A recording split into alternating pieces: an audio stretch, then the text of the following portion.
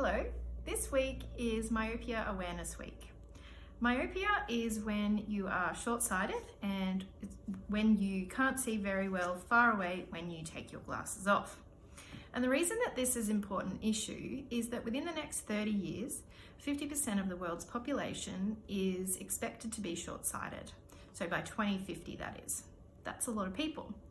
Now, in children these days, the amount of short-sightedness is increasing, and we can mostly think this to too much screen time, too much reading, but genetics and other things play into it as well. So there's a few different ways that we can measure short-sightedness in adults and children. So the first way is that we measure it on the letter chart. We measure how their vision is.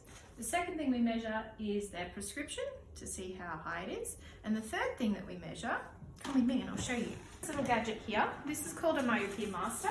And what it does is it actually measures the eyeball length.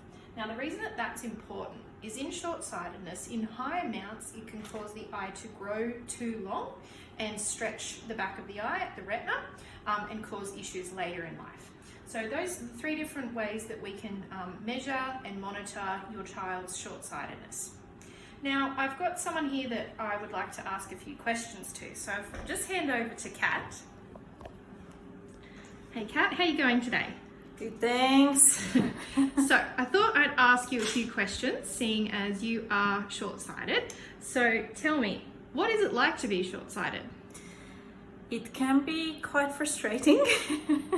So even with best corrected glasses, sometimes my vision doesn't feel good enough.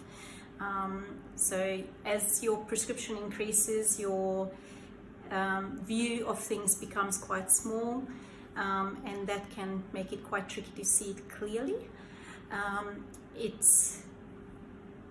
My vision is really not fabulous once I take my glasses off. So even at a meter's length, my vision is quite fuzzy. So basically, first thing that goes on in the morning is the glasses, and the last thing that comes off is the glasses. And Kat, can you tell us, what are some of the risks of being highly short-sighted? So unfortunately, it can come with certain eye diseases later in life, such as early cataracts. You can have a much higher risk of developing glaucoma, retinal problems such as retinal detachment, and short-sighted or myopic maculopathy. So the actual central vision becomes tricky as well. So all of these things can actually cause vision loss in the end. And can you tell me, are there any ways that we can either slow or try and stop this process from happening?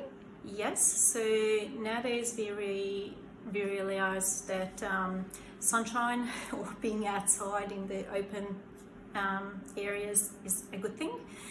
Reducing close vision tasks, so lots of screen time. Good light is also a good thing. And look, if there are any concerns with your children or yourself that you feel that may be a problem, it's a really good idea to have that checked. So you get your eyes tested regularly to make sure that things are fine. Mm-hmm. And what are the ways that we can help people with short-sightedness to see? So we can correct vision with glasses, we can do contact lenses, we can actually do specialized contact lenses as well that would allow people to sleep in lenses and actually have no corrective devices on during the day. Mm-hmm. So, and what's that called? That is called orthokeratology or ortho-K, and it's quite a fabulous invention. Great. And do you have any final words about short-sightedness? Try not to get it. So the advice would be to, if there are concerns, get your eyes checked and get on top of it early. Thanks, Kat. Cheers.